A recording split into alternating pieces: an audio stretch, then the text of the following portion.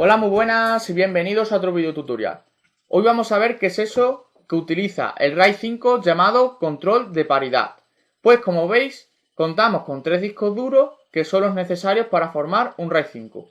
Pues con esto vais a entender cómo funciona. Imaginaros que el primer disco duro escribe un 0. El segundo disco duro escribe un 1.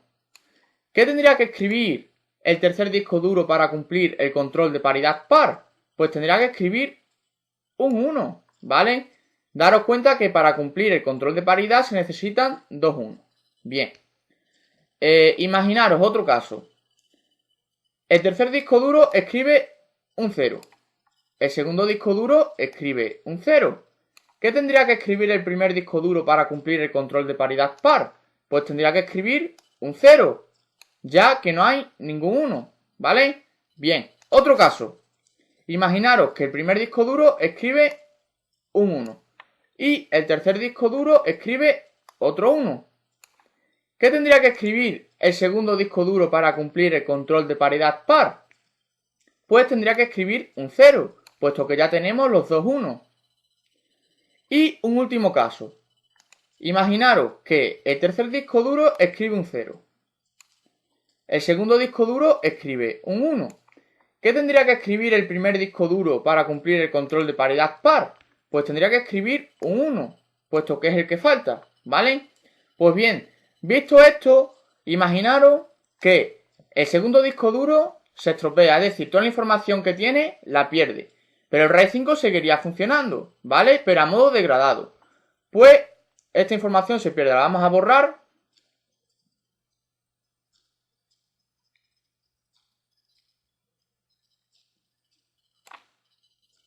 Bien, ¿qué pasa entonces?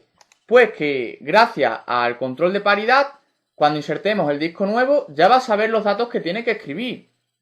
Insertamos un disco nuevo, ¿vale? Entonces, el primer disco tiene un 0 y el tercer disco tiene un 1.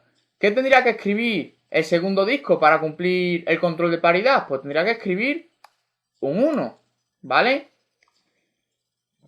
En el siguiente caso, el primer disco duro tiene escrito un 0 y el tercer disco duro tiene escrito otro 0.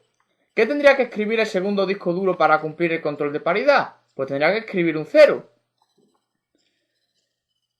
En el siguiente caso, el primer disco duro tiene escrito un 1. El tercer disco duro tiene escrito otro 1.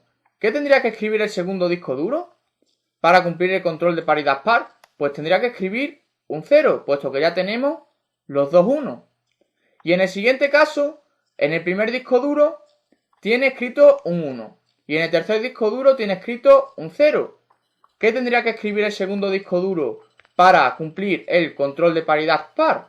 Pues tendría que escribir un 1, puesto que es el que falta, ¿vale? Pues de esta manera, al insertar el nuevo disco duro, estaría escribiendo la información que había perdido el otro disco anteriormente, ¿vale? Daros cuenta el potencial que tiene el control de paridad. Pues nada chicos, espero que os haya gustado este video tutorial y os haya ayudado a entender cómo funcionaría un RAID 5. Nos vemos en los próximos videotutoriales y no olvidéis suscribiros. Venga, hasta luego.